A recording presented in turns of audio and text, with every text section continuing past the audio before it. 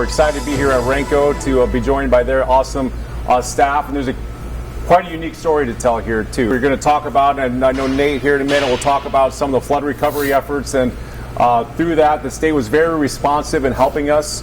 We were able to facilitate a grant application into the state for the High Quality Jobs Program, and thanks for everybody's support on that. Just a big thank you to Ranco, and it's a big asset here in town for us, and as we know, they're not going anywhere. That's right. So it's a huge asset, and they contribute and donate so much to the city also. A little bit about our last 4 months since the end of June, when we had that devastating flood event come through town. We shut business down for the first 2 days after the flood. Got together with leadership and plenty of folks from the shop. Tried to put a plan together. How are we going to attack this? How are we going to respond? What's our first, second, third steps going to be? I can't say enough for what the Ranco team did on Ranco's behalf, or as part of the Ranco team. We really made it a point to let's use this as an opportunity to become stronger and use it as a growth opportunity as opposed to a woe is me thing. So, little history about Ranco. It was founded in 1961, of course, based in Sioux Rapids from the start. We manufacture, sell, install, service dry fertilizer, blending, and handling equipment as our core. So that is primarily in-plant or fixed equipment inside a retail blending facility. We build all sorts of different, as we'll see here in a second, all sorts of different conveying equipment, and our line has extended over the years basically to meet whatever the customer needs. We like to call ourselves a system supplier. We don't have a catalog that you say, okay, I want one of those, one of those. We're looking to work with the customer to identify here's what you need. Here's the whole system we'll put together for you. And that has come to include structures like you see here. It's a tower, and we've got conveyors, bucket elevators involved in this picture. All of that we build here. There's a shot of an overbin conveyor, so we need to be able to fill a customer's building as well. Just some various different types of conveying equipment. An auger, we build those. Tripper conveyor, the second picture there.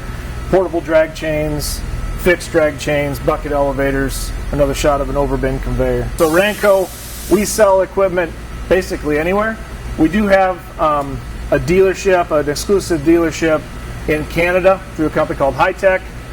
We do between 3 and 5 projects a year with them. That's a substantial portion of what we do. We work directly wherever we can with our customers.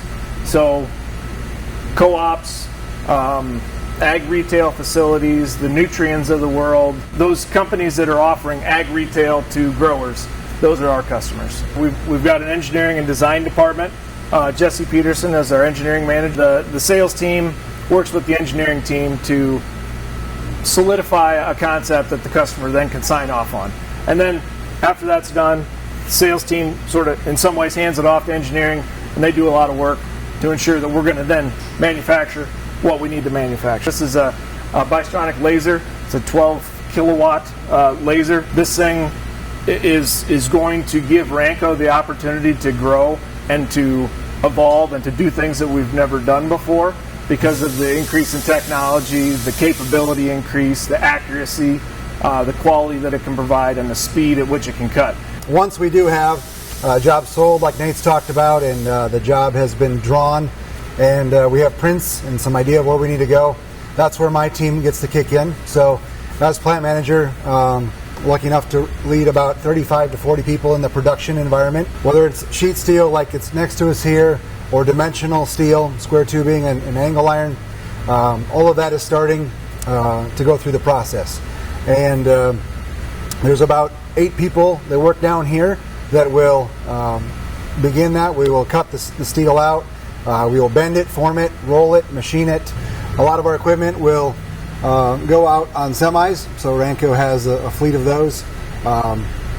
So usually these projects that we're looking at are more than one semi. It could be up to a dozen semi-loads that we're taking to these job sites. I do a lot of the coordinating with the road crews for new installations and service work.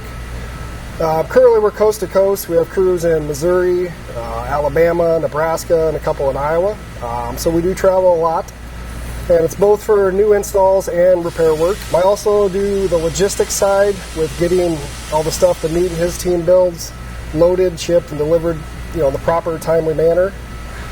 Whether it's our service semis or hired freight trucks.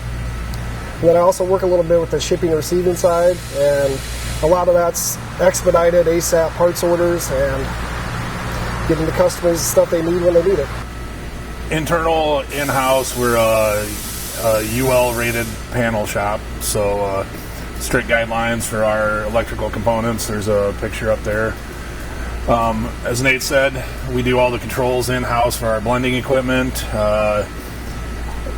the in-house manufacturing, but we also handle all the support in-house, all the phone calls, the service work out in the field to help support that. We work with different firms for automation and integration into our controls package. So an awful lot of phone support, but as Nate said, there's also the field service of going out, doing the startups, working with the site electricians, and training the customers once we're up and running. That's what we've got, guys. Appreciate so much that you guys came and made time for it, and I enjoy the opportunity to kind of show what we're doing here. I think we've got a good team in place to carry that going forward.